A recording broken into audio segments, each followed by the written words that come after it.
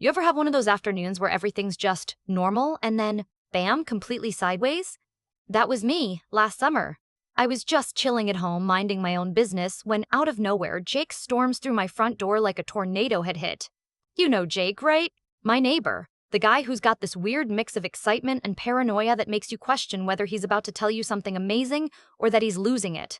Well, that day it was probably a bit of both. He was practically panting, eyes darting around like he was auditioning for a spy movie. "Dude, you can't tell anyone," he blurts out right away, dropping his bag and pacing the room. His voice had this urgency, like if I blinked wrong, everything would explode, or worse. I'm sitting there thinking, what now? Jake doesn't usually bust into my house with actual secrets. His stories usually involve some bizarre theory about the mailbox, or how the neighbor's cat is spying for the government. But this? This felt different. Before I could process anything, he leans in, whispering that he stumbled onto something about Mr. Thompson, the old guy down the street who everyone talks about but nobody really knows. You know the type, the guy who's lived in the same house for decades, keeps to himself, and has this aura like he just walked out of another century. There've always been those weird rumors floating around about him, like that he's got strange visitors or that things move around inside his house at weird hours. Jake swears up and down he's uncovered the most insane secret and that I'm the only one he could trust with it. I'm staring at him, trying not to laugh a little. I mean, Jake has a flair for the dramatic, and honestly, it was kind of infectious.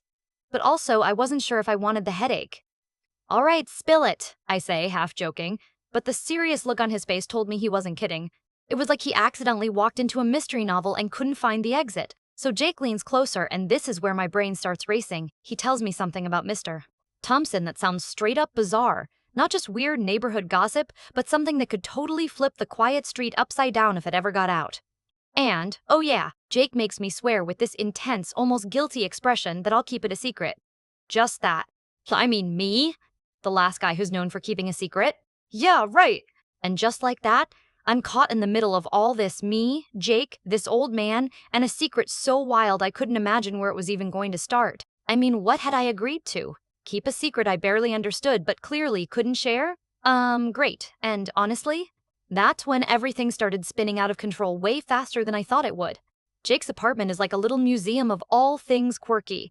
Walls plastered with mismatched posters, shelves crammed with weird gadgets nobody else would ever use, and this endless stream of half-finished DIY projects lying around like breadcrumbs of his scatterbrained genius. He's always been the eccentric type, the kind of guy who talks to his plants and insists on wearing socks with sandals, which, honestly, should be a crime, but somehow you just can't get annoyed with him.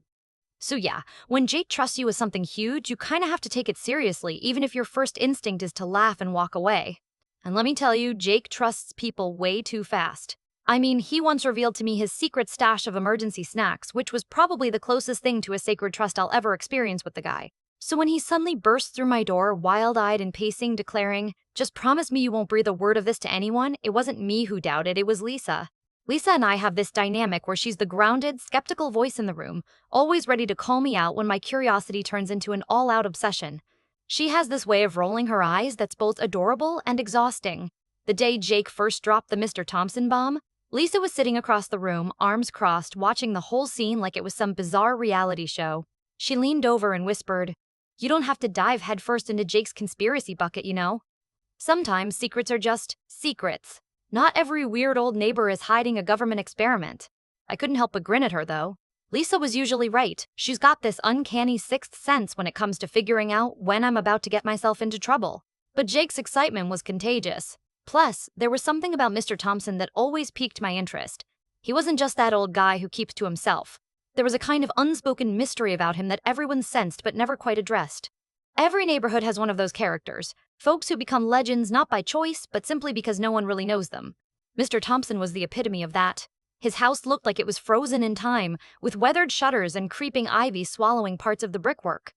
Neighbors whispered stories about strange lights flickering through his curtains at odd hours, or the occasional muffled sounds that didn't quite fit the usual creaks of an old house. But no one dared talk to him directly, partly out of respect, partly because he gave off this vibe like he might just disappear if you got too close. And now, here I was, knee-deep in Jake's latest revelation, weighing Lisa's pointed advice against my own curiosity. The stakes felt way higher than just some neighborhood gossip. If Jake was right and he almost never delivered some epic secret without proof, then whatever was going on had the potential to shake up everything. Not just for Jake or me, but for the whole street's quiet normalcy. And if I slipped up and let something out, well, that would probably be the end of any chill Saturday mornings for a long time. Lisa's voice cut through my spiraling thoughts again. You sure about this? Because once you dive in, it's not like you can just press pause and walk away. I nodded slowly because, honestly, I wasn't sure. I was sure, but turning back felt like ignoring a screaming fire alarm. And Jake, he was practically begging for my trust, eyes wide as saucers, voice dropping every few words in case Mr. Thompson's latest secret was somehow listening. I could almost see that flicker of hope, as if handing me this secret was like passing the baton in some bizarre relay race. So yeah, I agreed. Not just out of loyalty to Jake, but because sometimes you get caught in something bigger than yourself before you even realize it. And with that decision, the whole quiet neighborhood suddenly felt like a chessboard, and I was unknowingly gearing up to play a game I never signed up for. That night, lying in bed, I found myself glancing out the window at Mr. Thompson's house. The pale moonlight cast sharp shadows, and through the half-closed curtains, I thought I saw a faint movement. Was it just my imagination, or was Jake really onto something? I didn't know yet. But I felt it then. The uneasy feeling that whatever this was, it wasn't just going to stay a secret forever. And that was only the beginning. Jake's words were still echoing in my head that evening, like some weird soundtrack stuck on repeat. You can't tell anyone, he'd said with that frantic energy that made it impossible not to listen.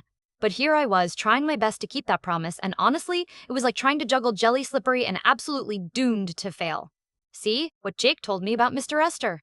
Thompson wasn't just your run-of-the-mill neighborhood nonsense. Nope, it was something darker and way more intense. Jake was convinced that Mr. Thompson wasn't just hoarding old newspapers or mysterious knickknacks. According to him, Mr. Find, Mr. Gaby with Rush. Thompson had this secret setup in his basement, something that the neighborhood had no clue about, and that potentially endangered everyone on our street. I wish I could say I stayed cool about it, but nah, every time I walked past Mr. Thompson's house, I swear my eyes were glued to every window, every shadow. I tried to convince myself it was all nonsense, but then there were these tiny details I couldn't shake. For instance, one afternoon, I spotted Mr. Thompson carrying a big, heavy box wrapped in a tarp down into his basement window. And when he went back inside, there was this faint buzzing sound coming from below, like some industrial fan or weird electronics humming away. It was unsettling, to say the least. Lisa caught me staring at the house one evening, and I could practically see the wheels turning in her head. You're gonna drive yourself crazy if you keep watching like that, she said with that familiar mix of concern and exasperation. I know, I mumbled. But what if Jake's right? What if there's something dangerous going on down there? Her response was classic. Lisa, look, I get it. You want to be the hero, the guy with all the answers. But sometimes it's better not to poke the hornet's nest. I rolled my eyes, but deep down, I knew she wasn't wrong. Still, it wasn't like I had a pause button for curiosity. And Jake? He kept dropping little hints whenever we bumped into each other at the local coffee shop, cryptic comments like, I'm telling you, things are moving at night. Or, there's a pattern, man, a real pattern. Trying to stay out of it became a joke pretty fast. One afternoon, I thought laying low would help.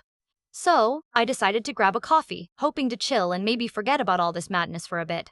But surprise, surprise, there was Jake, perched at our usual spot, waving me over with that same frantic energy. Before I could even sit, he leans in like he's about to spill top-secret intel again. Dude, you saw that weird light in Mr. Thompson's window last night, right? His eyes were wide, filled with that odd mix of excitement and fear. I swear, it wasn't just streetlights. Something's definitely going on. I tried to feign calm, but honestly, I was already too sucked in to deny it. Yeah, I saw it. Didn't know if it was just my imagination. Not your imagination, Jake insisted. Listen, I've been tracking this for weeks, okay? And I think Mr. Thompson's hiding something. We're talking real danger here. That was when Lisa's voice popped up again inside my head, warning me to stop before this spiraled further out of control. But the way Jake talked with this contagious urgency, it was hard not to get caught up in his world. And just as I was about to tell him to cool it, the last thing I expected happened. Mr. Thompson himself walked into the coffee shop. Well, you hear him. The mysterious old man who, until that moment, might as well have been a ghost. He scanned the room slowly, his eyes locking with mine for a brief, uncomfortable second. Then, without a word, he nodded ever so slightly at Jake before taking a seat at the far corner, nursing a black coffee. Jake froze, his usual chatter cut off mid-sentence. The air between us thickened with this electric tension, like we'd crossed a line without meaning to. Whatever secrets Jake thought he had locked away suddenly felt way too close for comfort. And here was Mr. Stay. Thompson, no longer just a shadow behind windowsills, but a real person staring right at us. I glanced over at Lisa, seated a few tables away, raising an eyebrow that clearly said, well, you're in deep now. At that moment, I realized there was no backing out anymore, not without some serious fallout. And honestly, I had no idea just how deep things would go. The moment Mr. Thompson nodded at Jake and settled into that corner seat like a general surveying his troops, I felt the air in the coffee shop shift, like the calm before a storm, except the storm was probably brewing in my chest. Jake was frozen, eyes wide, hands twitching around his coffee cup like he was suddenly afraid it might spill and reveal some secret written in the foam. I gave Mr. Stuckett, Thompson a slow once-over, trying to read him like an open book, but his expression was a masterclass in neutrality, calm, maybe even kind, but definitely carrying the weight of decades. Then it hit me pretty hard. This guy knew everything. Probably had known we were watching way longer than we realized. Jake finally pushed his chair back with a shaky breath, whispering, I should have said something sooner. His voice was cracked, like he'd swallowed a surprise storm. I reached over and clapped him on the shoulder, tossing out, maybe, but hey, better now than, never? Not even sure who I was convincing, him or myself. Lisa got up and joined us, eyes flicking between Mr. Thompson and Jake. I'm guessing the coffee wasn't just about the caffeine, she said, eyebrow raised like she was an interrogator, but with way less judgment. More curiosity. Slowly, tentatively, Jake started explaining, well, not everything, but enough to fill in blanks without falling into conspiracy rambling. Turns out, Mr. Thompson's basement wasn't a secret lab or some crazy weapon stash like I'd half joked about in my head. Nope. It was more human, more vulnerable, honestly a bit heartbreaking. Mr. Thompson had been a brilliant inventor in his younger days, working on early renewable energy tech that never quite took off. The buzzing? Old equipment he was tinkering with, trying to perfect a prototype that might finally get some attention. But after years of silence and rejection, he'd retreated into his world, wary of nosy neighbors and eager to keep it all private. Jake's dangerous secret just ended up as a misunderstood passion project and a man fighting loneliness with a touch of eccentricity. Mr. Thompson caught us mid-explanation and, to my surprise, spoke up in a voice low but steady. Secrets aren't always about hiding. Sometimes they're about protecting. Protecting what little hope you have left. There was a weight in his words that made the whole coffee shop feel quiet, like this was a confession not meant for curious ears, but somehow, here we were. Jake looked a little embarrassed, but also relieved, like the tension he'd been carrying was draining out of him. Lisa's expression softened, and for once, I saw the empathy behind her skepticism. We spent the next hour just talking about inventions, failures, and the sense of community that had been missing from Mr. Thompson's life. Turns out everyone had assumed the worst, but no one had ever tried to understand. When we finally stepped outside, the neighborhood looked somehow different. Less a stage for mystery and more a place where people's stories crisscrossed quietly under the surface. Jake and I agreed to keep the real secret, that Mr. Thompson wasn't hiding anything harmful, just his fear of being shown up and forgotten. But it also meant keeping an eye out, making sure that awkward, brilliant old man didn't fade back into his shell. Lisa, surprisingly, became our unofficial neighborhood mediator. She set some ground rules about boundaries, but made sure we didn't lose sight of kindness beneath all the gossip. I realized her advice to pause and think before diving into secrets wasn't about shutting down curiosity, but about respect. Looking back, I'm left with this weird mix of respect for the silence we keep and regret for how wild the ride got in the first place. Getting pulled into Jake's whirlwind could have gone sideways way worse than it did, but honestly, I wouldn't erase it. It cracked open this little world I thought I knew and showed me how neighbors, no matter how peculiar or quiet, have lives swirling just beneath the surface. So was it worth it? Sometimes knowing a secret means carrying a heavier weight, even if that weight is just understanding someone a little better. What would you have done? Tried to avoid the drama? Dug in like me? I guess in the end, it's those unexpected connections that shake up a quiet street. And maybe that's not such a bad thing after all.